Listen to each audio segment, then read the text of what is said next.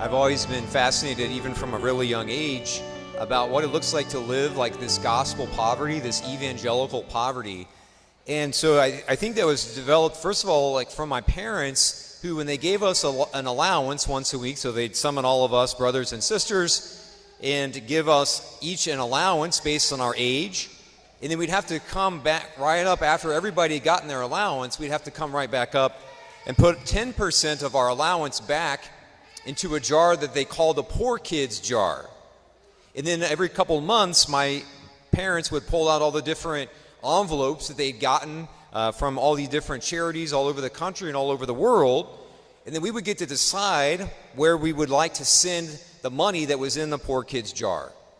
And so again, I think that also kind of developed this love and curiosity in what it looks like to live evangelical poverty. Of course, all the readings that we have today talk about one of the deadly sins of greed. And what is greed? Well, it's an inordinate love of money, right? St. Paul says that the love of money is the root of all evil. The love of money is the root of all evil. And so again, that's what this guy in this parable commits. He loves money, and he doesn't think about how can I give whatever is in my barns to the poor, but he instead thinks, what can I do? I know what I'll do. I'll build bigger barns. And so again, that obviously is a deadly sin.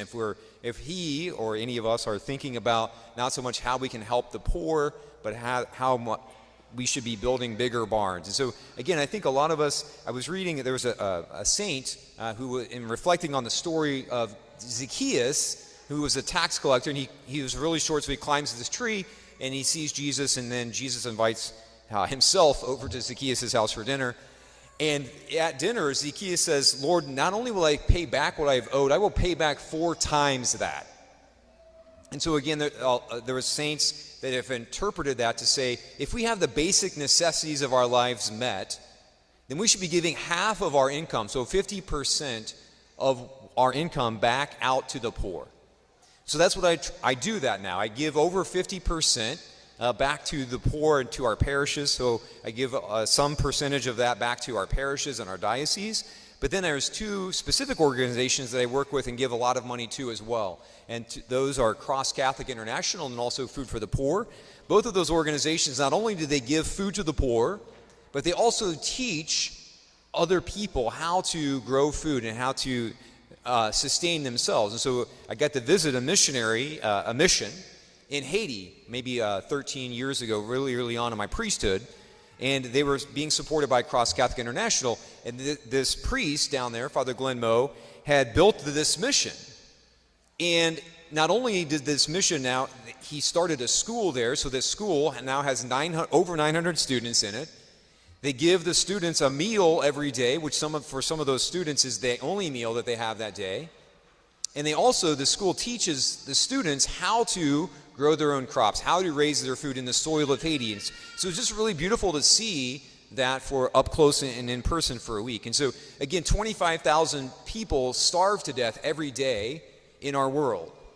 And so again, some of that is because of wars and so forth, that food can't be delivered to the people. But there are lots of people who are lacking in food because of our lack of generosity. So again, I just invite us, as we move throughout this Mass, to think about how much am I giving to the poor, how much am I giving to, whether again it's the poor in our local community, but also the poor all over the world.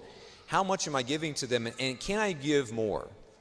Can I give more? And I think because that is one of the main invitations. Jesus it's not his sole focus, but he does ask us to sacrifice for the poor. And again, what we find when we do that is we actually have much more joy and much less anxiety. You might recall in that first reading where it talks about all the stuff that we're working for, the more we get, the more we're just anxious about.